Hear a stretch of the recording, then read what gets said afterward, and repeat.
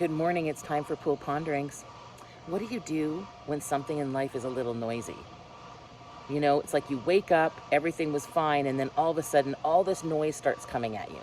And what do I mean by noise? I mean noisy people, noisy situations, right? The drama of it all, because some of you have been experiencing this lately. So I want to give you a couple things that you can do about that. First of all, if it's a person, right, that's bringing you a lot of noise, all right, the first thing you need to do is give them compassion. People don't freak out for no reason. They freak out because they're triggered. And most of the time when we're triggered, we just have an experience of needing to be heard. We just need someone to get all our communication. We don't need them to agree with us. We just need somebody to understand what we're dealing with. So if this is a person, first step, give them some compassion. Second step, ask them if they want advice or coaching. Ask them if they'd like ideas from you on how to solve this situation. Don't just give them ideas if they're not looking for solutions, because they might not be. They might just be looking to be heard, all right? What about life? When life starts to get dramatic, in other words, when there's more than one person, all right? I call this timeout time, okay? And it's self-timeout time.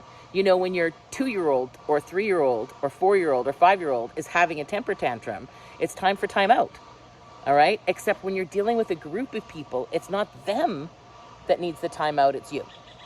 All right, so immediately remove yourself from the situation and go and take 5 minutes somewhere where there's no noise, all right?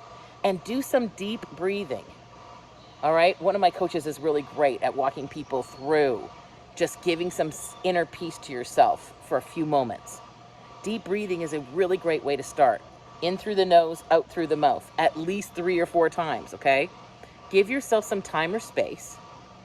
And then ask yourself, can I just listen for a little while, right? Can I be a listener to the situation?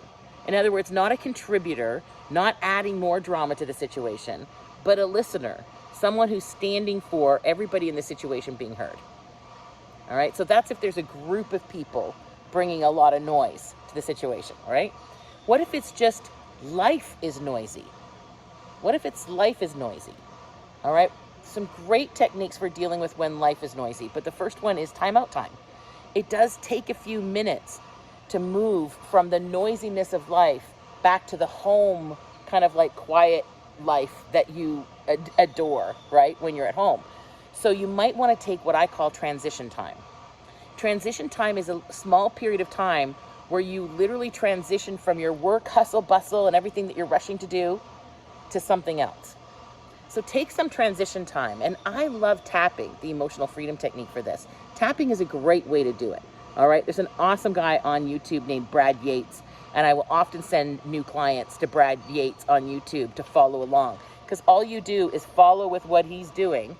Okay. And maybe you're tapping on the side. You're just following him. But you'll see a release of some of the pressure and the anxiety that comes. It just starts to calm itself right down. So when life is lifing at you, start moving in smaller increments so that you can really get what you need done without there being any more added drama to the situation. All right, so that's the second thing. And then what if you're just overwhelmed?